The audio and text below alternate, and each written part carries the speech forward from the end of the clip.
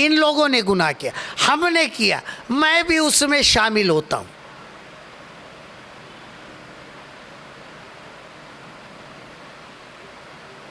दूसरों के गुनाहों के लिए दुआ करना आसान है, लेकिन उनके गुनाहों में भी अपने आप को शामिल करके दुआ करना, बिचवाई करना इतना आसान नहीं है।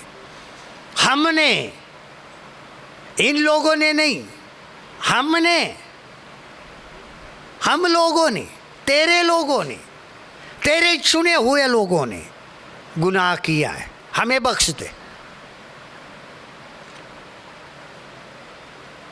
जो बिचवाई करने वाला होता है वो गुनाहगारों में अपने आप को भी विश्वासियों के साथ क्या करता है, शामिल करता है कि हमने ही गुनाह किया है, क्योंकि हम शरीर के एक ही हिस्से हैं, तो हम हो गए, हम हो गए, हमने पाप किया, हमने गुनाह किया। इसने नहीं, इन्होंने नहीं, हमने किए। शमूएल ने, जो नम्र पुरुष था, राजा का जन था,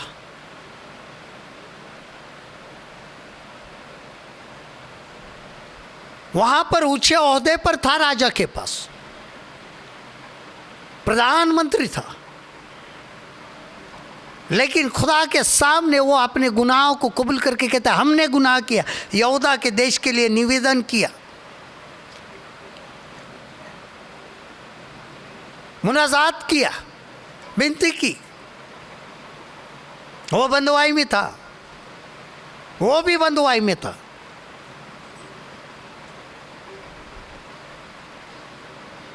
और खुद की पहचान पापी कर दे दी खुदावंद को, हमने पाप किया। हालांकि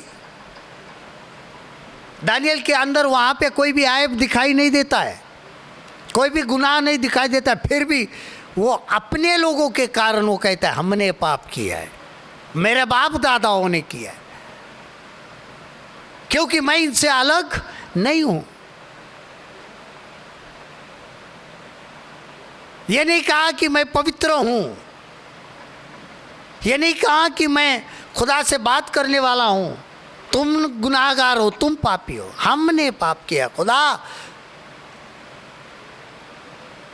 बाकी यहोवा हमने पाप किया है, हम गुनाहगार हैं।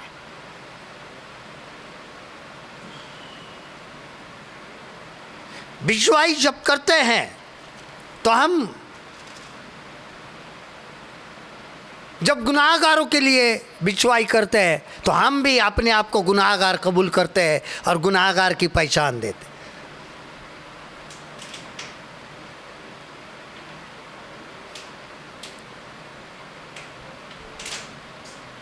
इसके लिए जब हम मिलकर दुआ करते हैं तो अपने आप को खुदा के सामने रख करके हमने गुनाह किया, हमने पाप किया है, बिचवाई करे थे ये दूसरों के गुनाह नहीं, हम सब के गुनाह मुआफ हो जाए, हम सब के पाप क्षमा किए जाए, बिचवाई कर। उसके बाद चौथा शख्स है इपफ्रास, एक प्रेमी प्रार्थना निवेदक, कुलिसियों के विश्वासियों के लिए मध्यस्थता करता है कि वे परमेश्वर की समस्त इच्छा में परिपक्व और आश्वस्त होकर स्थिर रहे। कुलिसियों की पत्री उसका 4 अध्याय, कोलोसियन चैप्टर 4, कुलिसियों का खत, इसके 4 बाब, चौथे अध्याय का 12 वचन, चैप्टर 4 वर्स 12, चौथे बाब का 12 कलाम। इपफ्रास जो तुम में से है और मसीह यीशु का दास है, तुम्हें नमस्कार कहता है और सदा तुम्हारे लिए प्रार्थनाओं में यत्न करता है, ताकि तुम सिद्ध होकर पूर्ण विश्वास के साथ परमेश्वर की इच्छा पर स्थिर रहो। इपफ्रास जो तुम में से है और मसीह यीशु का बंदा है, तुम्हें सलाम कहता है और वो तुम्हारे लिए दुआ करने में हमेशा ज़ाफ़िशानी करता है ताकि तुम कामिल होकर पूरे एतिकाद के साथ खुदा की पूरी मर्ज़ी पर कायम रहो। बहुत ज़रूरी है। एक प्रेमी प्रार्थना निवेदक, वो जो मध्यस्थता बिछवाई करने वाला है, उसका दिल प्रेम से भरा है, मोहब्बत से भरा है, परमेश्वर की मोहब्बत से भरा है, प्रेम से भरा है, ताकि वो दूसरों के लिए वो दुआ कर रहा है, विश्वासियों के लिए जो कलीसियों की हैं, कुलुसियों के एक शहर की जो कलीसिया है, विश्वासी, उनके लिए मध्यस्थता करता है कि वे परमेश्वर की समस्त इच्छा में परिपक्व और आश्वस्त होकर स्थिर रहे। The living pleader interceded for the saints at Colossae that they might stand perfect and complete in all the will of God. परमेश्वर की समस्त इच्छा में परिपक्व और आश्वस्त होकर स्थिर हो जाए। किसके लिए प्रार्थना करनी है मध्यस्थता? विश्वासियों के लिए, कि वो लोग परमेश्वर की पूरी इच्छा, समस्त यानी सारी इच्छा में परिपक्व हो जाए, परफेक्ट और आश्वस्त होकर स्थिर रहे। इन दो बातों के लिए दुआ करना बहुत ज़रूरी है कि जो परमेश्वर की सारी आज्ञा है, सारी इच्छा है जो इस कलाम में लिखी है, उसके अंदर परिपक्व हो जाए, मैच्योर हो जाए, ताकि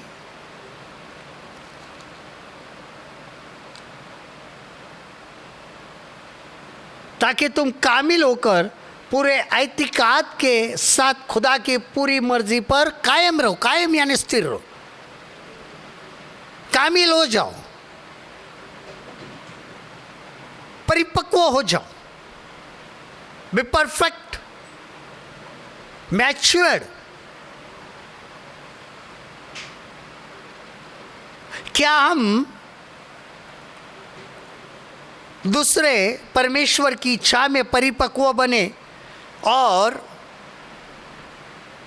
स्थिर रहे, इसके लिए प्रार्थना करते हैं? जो लोग अस्थिर है, चंचल बुद्धि के हैं, क्या वो स्थिर है? क्या उनको स्थिर रहने के लिए हम प्रार्थना करते कि वो कायम रहे, ईमान में कायम रहे, विश्वास में कायम रहे, स्थिर रहे और परमेश्वर की इच्छाओं पर चलते रहे? अगर हम अपनी इच्छा को प्रदर्शित करते हैं, इसका अर्थ होता है कि हम खुदावन के इच्छा में कामिल नहीं है, परिपक्व नहीं है। हम हमारी इच्छाएं बता रहे हैं ना। जो परमेश्वर की इच्छा में परिपक्व रहता है, पूरी इच्छा में, वो अपनी इच्छाएं कभी प्रभु को नहीं जताता है। वो स्थिर होकर क्या करता है? यहाँ पर आश्वस्त होता है, जो भी करेगा प्रभु अच्छा करेगा। मैं मेरी इच्छा क्यों बताऊँ? जो भी करेगा प्रभु करेगा, जो भी करेगा प्रभु करेगा, मैं नहीं। वही प्रभु की समस्त इच्छा में परिपक्व है और इसके लिए दूसरों के लिए मध्यस्थता करना जरूरी है। ये लोग इसी प्रकार प्रभु के इच्छा में क्या हो जाए? परिपक्व हो जाए और आश्वस्त होकर स्थिर हो जाए, कायम हो जाए। कुछ फिक्र नहीं करेगा, प्रभु करने वाला है। प्रभु ने जो वाचा बांधी वो पूरा करेगा। प्रभु ने जो कहा है वो पूरा होने वाला है। वो जो उसकी इच्छा है वो पूरी होकर ही रहेगी। आश्वस्त हो जाओ, दूसरे लोग भी इसके अनुसार कायम हो जाए, स्थिर हो जाए, इसके लिए प्रार्थना करना, दुआ करना, मध्यस्थता करना बहुत ज़रूरी है। This is the most important of intercession. यह बहुत महत्वपूर्ण विषय है मध्यस्थता के लिए। दूसरों को स्थिर होने के लिए प्रार्थना करना, स्थिर हो जाए, ईमान में स्थिर हो जाए, वचन में स्थिर हो जाए, उसकी आज्ञा पालने में स्थिर हो जाए, उसके सारे इच्छा में परिपक्व हो जाए।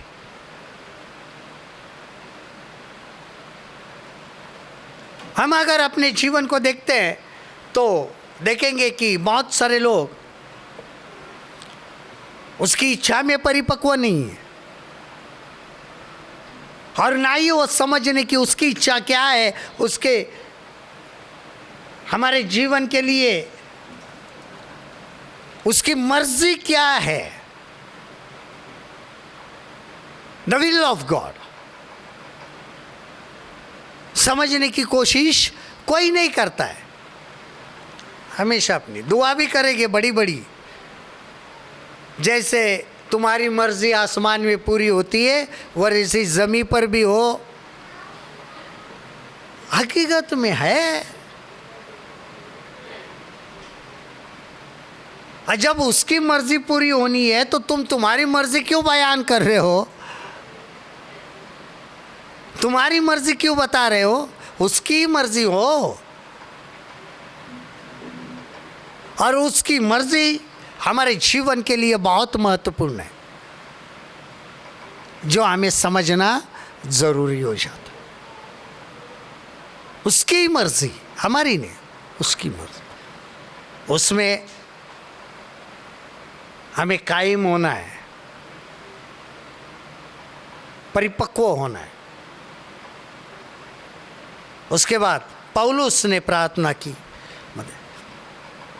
गहरी मध्यस्थता जो इफिसुस की कलीसिया के लिए निवेदन करता रहा कि उन्हें परमेश्वर का था असीम धन प्राप्त हो।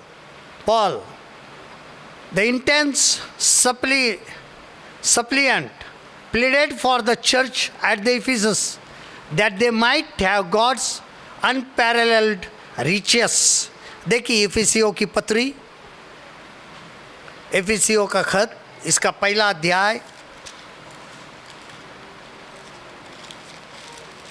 इफिशियन चैप्टर 1, इफिसियों का खत पहला बाब, और इसके 16 से 20 पौलुस की प्रार्थना, यानी पौलुस की दुआ।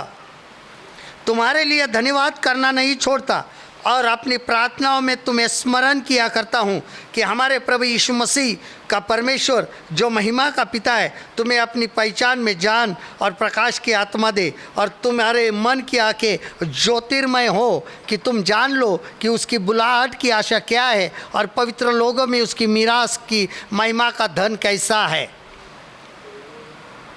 और उसकी सामर्थ्य हम में से जो विश्वास करते हैं कितनी महान है, उसकी शक्ति के प्रभाव के उस कार्य के अनुसार जो उसने मसीह में किया कि उसको मरे हुओं में से जिलाकर स्वर्गीय स्थानों में अपनी दाहिनी ओर बिठा दिया है।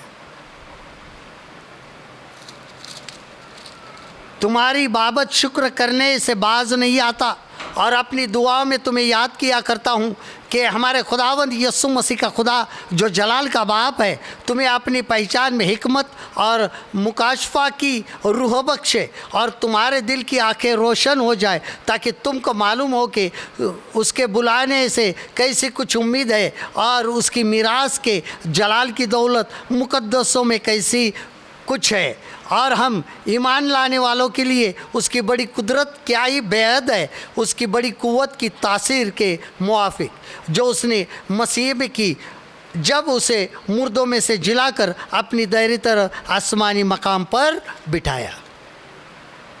मीरास का धन, उसके लिए उसने दुआ की कि दूसरे लोग भी मीरास पाए।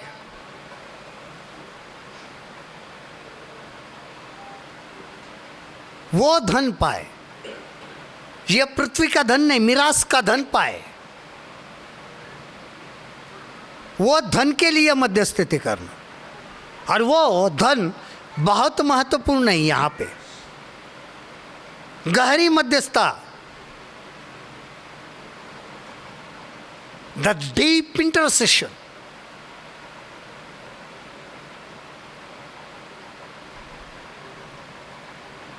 उसे आगे आप अगर पढ़ोगे अध्याय 3 में 16 से 21, तो वहाँ पर भी यही बात उसने लिखी है कि वह अपनी महिमा के धन के अनुसार तुम्हें यह दान दे कि तुम उसके आत्मा से अपने भीतरी मनुष्यत्व में सामर्थ्य पाकर बलवान हो जाओ। यहाँ पर भी धन की बात की है कि वो अपने जलाल की दौलत के मुआफिक तुम्हें ये इनायत करे कि तुम उसके रूह से अपनी बातिनी इंसायत में बहुत ही जोरावर हो जाओ। जलाल की दौलत, महिमा का धन। हम कौन सा धन पाते हैं? पृथ्वी के धन के लिए बिचवाई मत करो। परमेश्वर के महिमा का जो धन है वो हमें प्राप्त हो। परमेश्वर की महिमा हमारे अंदर पवित्र आत्मा के द्वारा दिखाई दे, पाके रूह के द्वारा उसका जलाल हमारे अंदर दिखाई दे। वो धन सबसे बड़ा धन है। मिरास का धन सबसे बड़ा धन है। उसके लिए पौलुस ने इफिसियस के लोगों के लिए, कलीसिया के लिए दुआ की। यहाँ का धन आज है, कल नहीं है, लेकिन वो धन कायम है, अनंतकालिक हमारा धन है। वो बरकत हमेशा की बरकत है जो हमें प्राप्त करना बहुत जरूरी हो जाता है ताकि हम उसको प्राप्त करें। उसके लिए बिचवाई करना, मध्यस्थता करना, इंटरसेशन करना। क्या हम उसके लिए प्रार्थना करें? बहुत सारी बार आता है, नौकरी के लिए प्रार्थना करो, बिजनेस के लिए प्रार्थना करो, फाइनेंस के लिए प्रार्थना करो, वो हमारा पूरा हो जाए। लेकिन इसके लिए नहीं होती है कि मिरास का धन प्राप्त हो और महिमा का धन प्राप्त हो। वो धन के लिए, जब ये धन प्राप्त होगा तो वो धन अपने आप मिलेगा जिसकी ज़रूरत है। इसके लिए खुदावंद ने कहा कि पहले उसके राज्य की खोज करो। वो धन पाने की तो इच्छा तो होती नहीं है, लेकिन ये धन पौलुस ने इफिसियस के लिए ये गहरी मध्यस्थता के लिए क्या की? बिछुआई की, गहरी मध्यस्थता से, द डीप इंटरसेशन। उसके बाद जो छठवा है यूहन्ना प्रेमी चेला अपने मित्र गयुस के लिए प्रार्थना करता है कि वह आत्मा में उन्नति करे। यूहन्ना का 3 खत 3 जॉन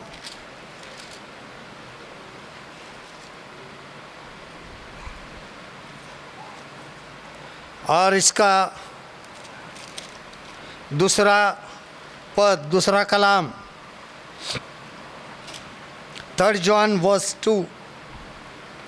हे प्रिय, मेरी यह प्रार्थना है कि जैसे तू आत्मिक उन्नति कर रहा है वैसे ही तू सब बातों में उन्नति करे और भला चंगा रहे।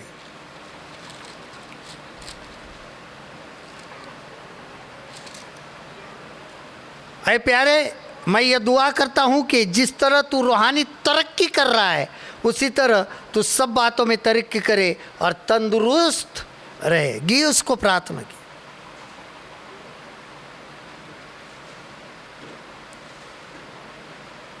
वह आत्मा में उन्नति करे। किसमें? आत्मा में उन्नति करे,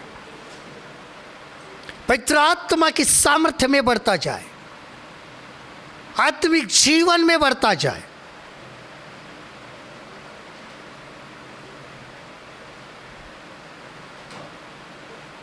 और जब हम आत्मिक जीवन में बढ़ते हैं तो तभी हम भले चंगे और तंदुरुस्त रहते हैं। आत्मिक तंदुरुस्ती होना भी जरूरी है।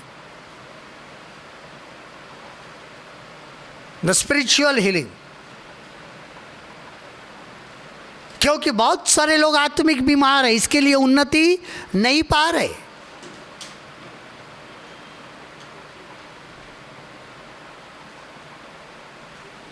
आत्मिक बीमार होने के वजह से उनमें उन्नति नहीं। और यूहन्ना वही दुआ कर रहा है कि वो आत्मा में क्या करे, उन्नति करे। The living disciple who prayed for his friend Gaius that he might have soul prosperity, आत्मा में उन्नति करे। प्रॉस्पेरिटी, हमारे सामने जब एक शब्द आता है ना प्रॉस्पेरिटी, उन्नति, तो प्रॉस्पेरिटी आ गया तो हमारे सामने एक ही शब्द एक ही नज़र आता है। बहुत सारे हमारे बातें पूरी हो, गाड़ी हो, घरदार हो, पैसा पानी हो, प्रॉस्पेरिटी। यहाँ पे दुनियावी धन की बात नहीं हो रही, आत्मिक उन्नति की बात हो, आत्मा में बढ़ोतरी की बात हो रही है, आत्मा में तंदुरुस्ती की बात हो रही है, आत्मा में तरक्की हो इसकी बात हो रही है। आत्मा में तरक्की,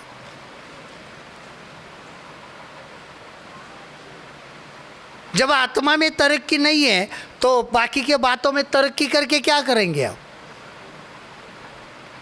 शानो शौकत मिले तो उसमें क्या मज़ा है जब आत्मा की शानो शौकत नहीं है। जो भी आत्मिक बातें हैं उससे धनवान है हम, आत्मा के वरदानों से धनवान है, आत्मा के फलों से धनवान है, आत्मा के कार्यों से धनवान है, परमेश्वर के वचन से धनवान है। कौन सी तरक्की हो रही है? दुनियावी तरक्की हो रही है, आत्मिक तरक्की, रूहानी तरक्की हो रही है। और यही बात यहाँ पर यूहन्ना दुआ कर रहा है गाइस को।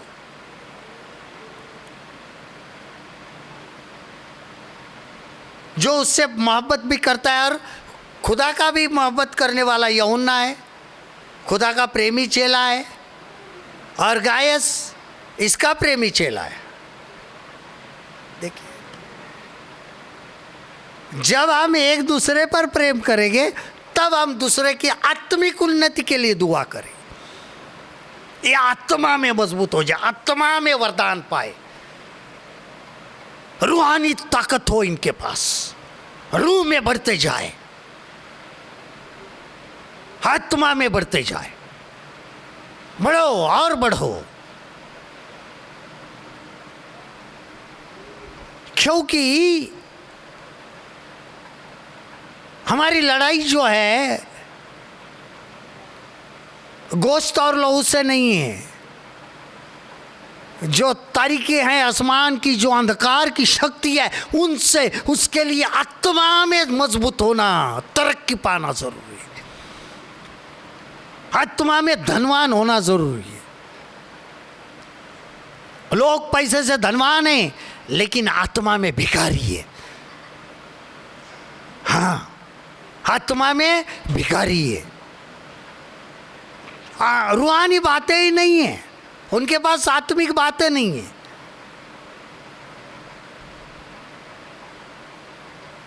रूहानी तंदुरुस्ती होना जरूरी है, रूहानी तरक्की होना जरूरी है,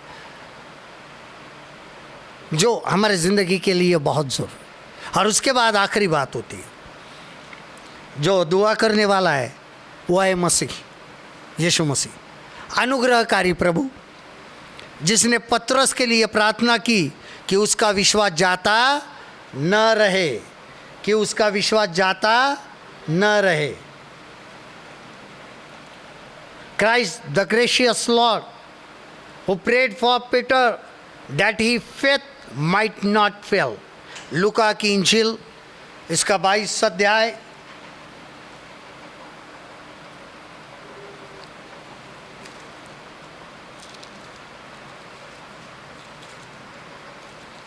लूका 22 अध्याय,